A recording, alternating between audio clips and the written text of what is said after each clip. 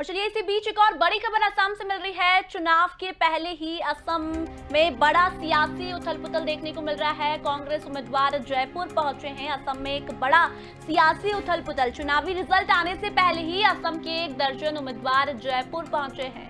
चुनाव परिणाम तक जयपुर में रुकेंगे कांग्रेस उम्मीदवार, लेकिन ये बड़ा सवाल है कि कांग्रेस उम्मीदवार अचानक से जयपुर क्यों पहुंचे हैं। चुनाव लगातार जारी है, 3 चरणों में वोटिंग असम में हो चुकी है, लेकिन चुनाव रिजल्ट आने से पहले ही कांग्रेस के कुछ उम्मीदवार जयपुर पहुंचे हैं। असम में कांग्रेस को हॉर्स ट्रेडिंग की खबर मिल रही है, तो ये जो बड़ी खबर हम आपको बता रहे हैं, असम में बड़ा सियासी हलचल देखने को।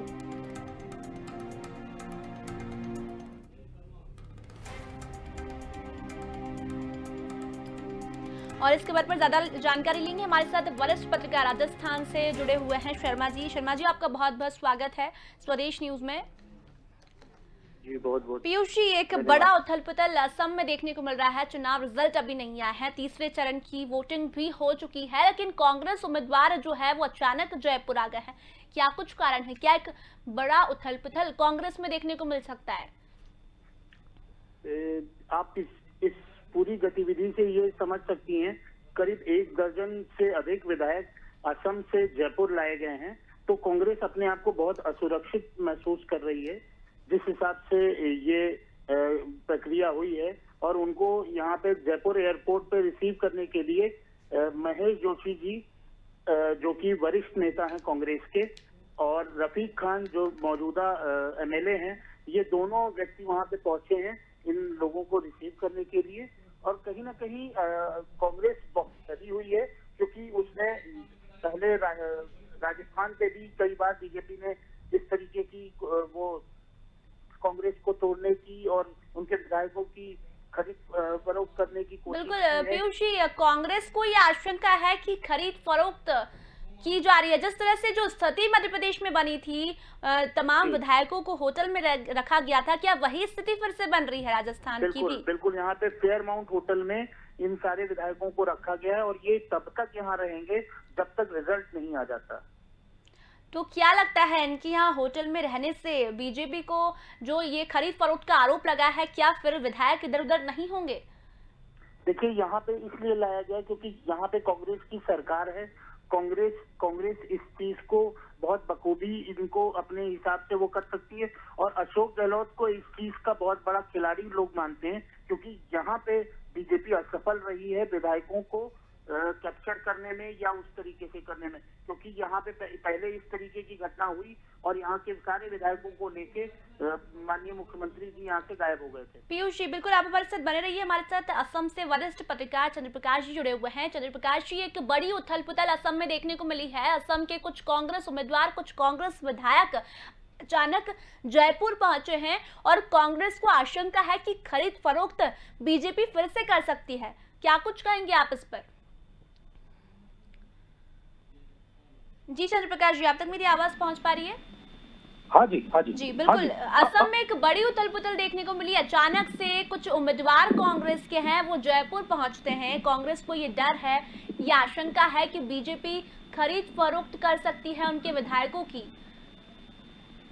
जी देखिए, वैसे तो ये जो हॉर्स ट्रेडिंग जो है या एमएलए पोचिंग हम जिसे कहते हैं, ये कोई नई बात नहीं है। कांग्रेस के दौरान भी नरसिम्हा राव जी की सरकार इसी प्रकार चली थी, लेकिन जब से ये भाजपा की सरकार आई है, इसने लोकतंत्र के सभी कीलों को जो है, सभी पिलर्स को जो है उध्वस्त कर दिया है। ये बाई हुक और बाई क्रूक सरकार बनाने के लिए कुछ भी कर सकती है, किसी भी हद तक जा सकती है। यहाँ तक कि आप खरीद फरोख्त की पैसे के लेन देन की बात करती है, ये जितनी सरकारी मशीनरी इसके हाथ में है, उन सब का दुरुपयोग भी करने का उदाहरण हमारे सामने है। जिस प्रकार से कर्नाटका में भी इन्हें डीके शिव कुमार जी के खिलाफ किया या अन्य लोगों के खिलाफ किया, खासकर इलेक्शन के दौरान या उसके बाद में डराने धमकाने इंटिमिडेशन के लिए करती है। तो ये कोई बड़ी बात नहीं है। और चूंकि हिमंत बिस्व शर्मा इस चीज के लिए जाने जाते रहे हैं, इससे पहले भी जब वो कांग्रेस में थे तो राज्यसभा उम्मीदवार कांग्रेस के जो थे उनको जिताने के लिए उन्होंने उस समय भाजपा के कुछ एमएलए को और अन्य पार्टियों के एमएलए को जो है तोड़ लिया था और खुलेआम जो है वो गाड़ी में लेके घूम रहे थे। जी। तो इस प्रकार की चीजें जो है बन सकती है, क्योंकि भाजपा यहाँ पर जो है वो सिमट गई है। इस बार 40 सीटों से अधिक भाजपा के आने की उम्मीद नहीं है। ऐसी स्थिति में हेमंत बिस्वा शर्मा जो मुख्यमंत्री बनने का ख्वाब देख रहे हैं, वो जोड़ तोड़ कर कैसे भी अपने आप को सत्ता में लाने की कोशिश करेंगे। और अमित शाह जी का तो उन्हें आशीर्वाद प्राप्त है, तो किसी भी अनैतिकता या नैतिकता से वो लोग सत्ता पर काबिज होने की कोशिश बिल्कुल चंद्रप्रकाश जी, लेकिन जिस तरह से अभी तीसरे चरण की वोटिंग भी हो चुकी है, चुनाव रिजल्ट अभी आए नहीं है, क्या लगता है अचानक उम्मीदवारों का जयपुर पहुंच जाना, कांग्रेस ने एक बड़ा एक्शन लिया है कि ताकि चुनाव का रिजल्ट नहीं आए तब तक सारे विधायक वहीं रहे, कहीं हार का डर तो नहीं सता रहा है कांग्रेस को? फिर से जो मध्य प्रदेश की स्थिति बनी थी, क्या वही स्थिति फिर से बनने की संभावनाएं हैं? नहीं, मैं इस बात से थोड़ा डिफर करता हूं। कांग्रेस ने अपने पिछली जो गतिविधियां हुई है, राजस्थान में जो हुई, मध्य प्रदेश में जो हुई, ठीक है, उससे कांग्रेस ने इस बार सबक लिया है। बिल्कुल। और सबक लेकर कैसे भी उपाय नहीं है, आप इसको अब ये जो रिजोर्ट पॉलिटिक्स है इसको भी माने पार्ट ऑफ डेमोक्रेसी मानना पड़ेगा। तो ये जो रिजोर्ट पॉलिटिक्स हो रही है ये पहले ही कांग्रेस ने कर ली कि हम पहले ही किलाबंदी कर ले, ताकि किसी भी प्रकार की पोचिंग हो तो वो उसे रोका जा सके संभावित। क्योंकि भाजपा के पास आज सब कुछ है, पैसा है, उनके पास धन बल है, जनबल है, सब कुछ है। तो ऐसी स्थिति के आने से पहले ही वो अपना किलाबंदी कर लेना चाहती है। बिल्कुल चंद्रप्रकाश जी, लेकिन एक बड़ा सवाल है, क्या कांग्रेस को अपने उम्मीदवारों पर भरोसा नहीं है? ये भी तो एक सवाल है। नहीं, देखिए, ये आज की जो राजनीति है, इस राजनीति में अब ये भरोसे की बात या बिना भरोसे की बात रही नहीं। जिस प्रकार से आदर्शगत राजनीति अब रही नहीं, लोग टिकट नहीं मिलने पर रातों रात दल बदल कर इधर से उधर हो जाते हैं। ये पूरी राजनीति सुविधावाद पर टिक गई है। तो ऐसी स्थिति में ये बोलना कि किस पर भरोसा और किस पर भरोसा नहीं है, ये सही नहीं होगा।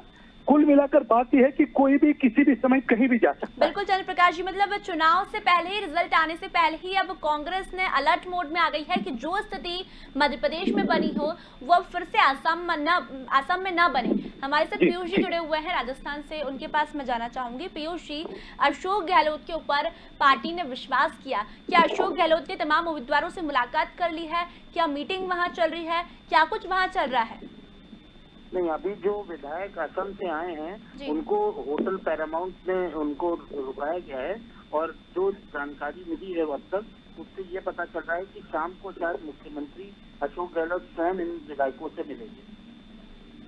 लेकिन पीयूष जी, जिस तरह से होटल का नाम भी बताया जा रहा है, क्या लगता है बीजेपी तो कहीं तक भी पहुंच सकती? चंद्रप्रकाश जी ने कहा कि कुछ भी कर सकती है बीजेपी, तो क्या वहां तक नहीं पहुंच सकती बीजेपी? नहीं, पहुंच सकती है, लेकिन कांग्रेस ने अगर इतना बड़ा कदम उठाया है और इसको कांग्रेस की होशियारी कही जाएगी, तो कुछ ना कुछ तो उन्होंने भी सोचा होगा, उनका कुछ प्लान होगा जो कि अभी डिस्क्लोज नहीं किया गया। हो सकता है उसके बाद उनको कहीं और शिफ्ट कर दिया जाए। जी बिल्कुल चंद्रप्रकाश जी, क्या लगता है ये जो बड़ा एक्शन कांग्रेस ने लिया है, अशोक गहलोत के पास तमाम उनके राज्य में तमाम विधायक वहां पहुंचे हैं, कितना प्रभाव असम के चुनाव में पड़ने वाला है? आगे जो चरण आएगा उसमें कितना प्रभाव इसका पड़ेगा? और अशोक गहलोत के राज्य में तमाम विधायक होने से क्या जो ये पहले मध्य प्रदेश में हुआ वो नहीं होगा, खरीद फरोख्त नहीं होगा, जो आशंका कांग्रेस जता रही है? देखिए, एक बार सिर्फ एक तरफा किसी भी संभावना से किसी भी समय इनकार नहीं किया जा सकता, लेकिन कांग्रेस ने एक प्रिकॉशन लिया है। मेरा यह मानना है कि जनता का जो मैंडेट आता है उसका स्वागत करना चाहिए। विपक्ष में अगर आपको विपक्ष में बैठने के लिए आदेश हुआ तो विपक्ष में बैठना चाहिए, और सत्ता पक्ष में बैठने के लिए आदेश हुआ सत्ता पक्ष में बैठना चाहिए। किंतु अब राजनीति विपक्ष में और सत्ता पक्ष में बैठने वाली नहीं रही।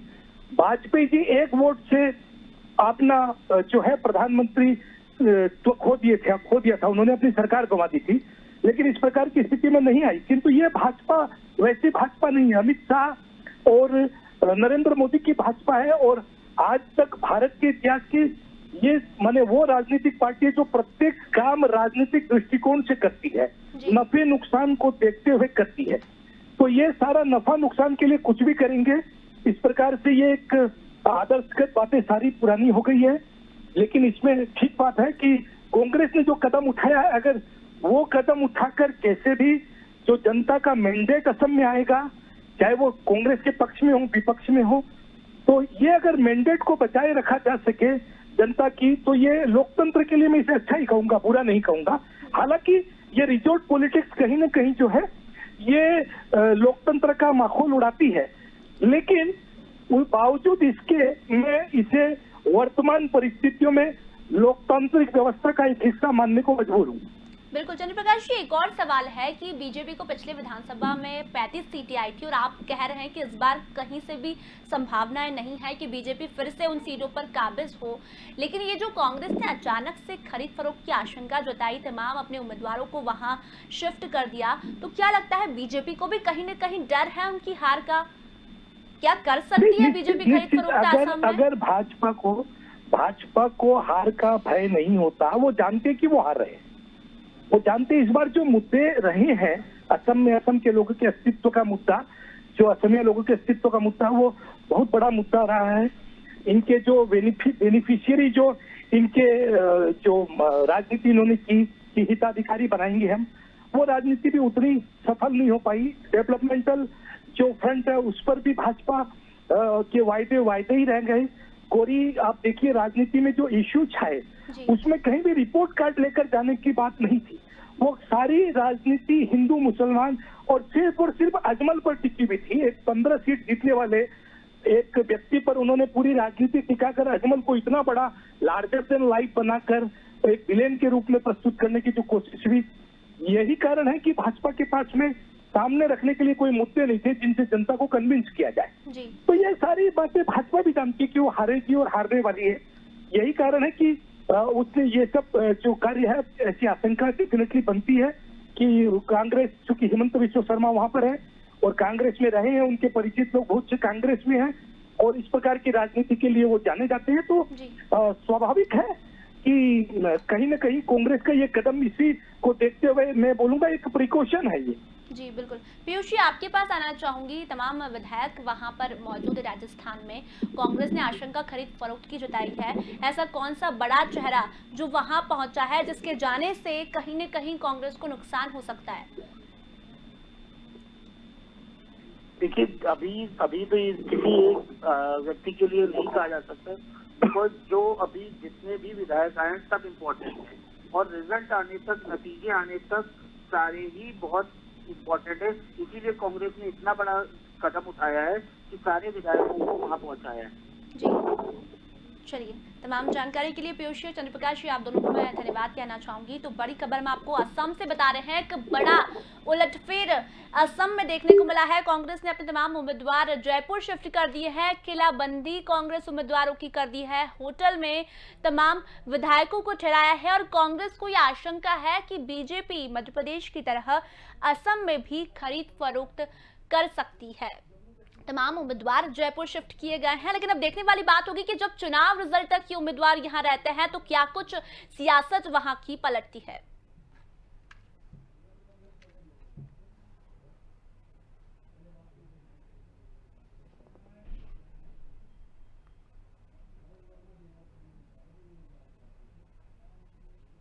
बढ़ते अगली खबर की ओर। राज्यों में वैक्सीन का स्टॉक तेजी से खत्म हो रहा है। केंद्रीय स्वास्थ्य मंत्रालय के आंकड़ों पर नजर डालें तो राज्यों के पास औसतन 5.5 दिन के आसपास वैक्सीन का स्टॉक बचा हुआ है।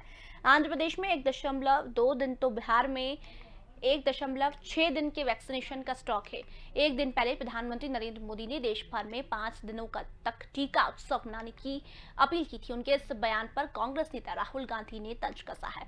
राहुल ने कहा कि बढ़ते कोरोना संकट में वैक्सीन की कमी बड़ी समस्या है, ये उत्सव का समय नहीं है। उन्होंने सवाल किया कि अपने देशवासियों को खतरे में डालकर क्या वैक्सीन एक्सपोर्ट करना सही है? केंद्र सरकार को राज्यों से पक्षपात किए बिना उनकी मदद करनी चाहिए। आपको बता दें, प्रधानमंत्री ने गुरुवार को राज्यों के मुख्यमंत्रियों से कोरोना महामारी पर बात की थी। उन्होंने कहा था कि वैक्सीन का वेस्टेज रोकना है। राज्यों की सलाह से ही देश के लिए रणनीति बनी है। 45 साल से ऊपर के लोगों को 100% वैक्सीनेशन का लक्ष्य बनाइए। 11 अप्रैल को ज्योतिबा फुले और 14 अप्रैल को बाबा अम्बेडकर की जयंती है। क्या हम इस दौरान टीका उत्सव मना सकते हैं? अभियान चलाकर ज्यादा से ज्यादा लोगों को वैक्सीनेट करें। इस दौरान जीरो वेस्टेज हो, इससे भी वैक्सीनेशन बढ़ जाएगा। इसके लिए केंद्रों की संख्या बढ़ानी पड़े तो बढ़ाएं। स्वास्थ्य मंत्रालय के अधिकारियों ने बताया कि राज्यों को वैक्सीन की सप्लाई 4 से 8 दिन के बीच में की जाती है। रोजाना राज्यों के अधिकारियों से बात कर तय किया जाता है कि किस राज्य में वैक्सीन भेजी जानी है। वैक्सीन की कमी के साथ अगले सप्ताह के लिए होने वाली सप्लाई भी फिलहाल पाइपलाइन में अटकी हुई है। सभी राज्यों के आंकड़े जोड़ ले तो सरकार औसतन रोजाना 36 लाख डोज लगा रही है। अभी सरकार के पास 1 करोड़ 96 लाख वैक्सीन का स्टॉक है। 2 करोड़ 50 लाख वैक्सीन पाइपलाइन में है। पश्चिम बंगाल में चौथे फेज की वोटिंग से पहले बयानबाजी का दौर शुरू हो गया है। इसी बीच चुनावी प्रचार के लिए कोलकाता पहुंचे गृह मंत्री अमित शाह ने बड़ा दावा किया है। उन्होंने कहा है कि बंगाल चुनाव के 3 चरणों में भाजपा को लोगों का ऐतिहासिक समर्थन मिल रहा है और बीजेपी इन तीनों चरणों को मिलाकर 63 से 68% सीटों में जीत हासिल करेगी। साथ ही तृणमूल कांग्रेस पर तीखा वार करते हुए शाह ने कहा कि टीएमसी को अपनी हार का अंदाजा हो चुका है, इसलिए ममता बनर्जी बौखला रही हैं। उन्होंने अपनी जिंदगी में ऐसा कोई नेता या मुख्यमंत्री नहीं देखा जो बयानबाजी में सीआरपीएफ का घेराव करे। ममता बनर्जी को इतना तक पता नहीं है कि सीआरपीएफ चुनाव के समय चुनाव आयोग के अधीन काम करती है। मित्रों और तृणमूल कांग्रेस का फ्रस्ट्रेशन उनके व्यवहार से, उनके भाषणों से, उनकी बातचीत से स्पष्ट रूप से दिखाई पड़ता है। जिस प्रकार की टिप्पणी ममता दीदी ने सुरक्षा बलों के लिए की है, मुझे आश्चर्य है कि सार्वजनिक जीवन में मेरा बहुत लंबा समय गया है, मैंने ऐसी टिप्पणी कभी नहीं देखी। कोई राज्य की मुख्यमंत्री और राजनीतिक दल की अध्यक्षा अगर ये कहती है कि सीएपीएफ का आप घिराव कर लो, उनसे खिसक रहे, कहीं और जा रहे, और ये डर भी उनको सता रहा है, वरना इस प्रकार की अपील किसी भी मुख्यमंत्री के मुंह से, किसी भी पार्टी के अध्यक्षा के मुंह से मैं नहीं मानता कि ये उचित है। इस प्रकार के काम करने की बजाय दीदी को चाहिए कि हार के कारणों का एनालिसिस करें। बंगाल की जनता क्यों इनके खिलाफ है, उसका उनको एनालिसिस करना चाहिए। दीदी, बंगाल की जनता आपके खिलाफ है क्योंकि कानून और व्यवस्था की परिस्थिति पूर्णतया चरमरा गई। बंगाल की जनता आपके इसलिए खिलाफ है कि यहाँ पर घुसपैठ बेरोक टोक आपने होने दी है। अब तो कलकत्ता में बैठे हुए बंगाली बाबू को भी चिंता है कि 10 साल के बाद कलकत्ता की क्या स्थिति होगी, घुसपैठ अगर इसी तरह से चलती रही। बंगाल की जनता इसलिए आपके खिलाफ है। लाखों करोड़ों जो शरणार्थी आए हैं बांग्लादेश से, उनको नागरिकता देने का कानून मोदी जी लेकर आए। सीएए, आप सीएए का विरोध कर रही है, इसलिए हमारे बंगाल के मतदाता आपके खिलाफ है। तुष्टीकरण की आपकी जो राजनीति रही, इसके लिए बंगाल की जनता आपके खिलाफ। दुर्गा पूजा में खबरों में इतना ही, जल्दी लौटेंगे, तब तक बने रहिए स्वदेश न्यूज के साथ।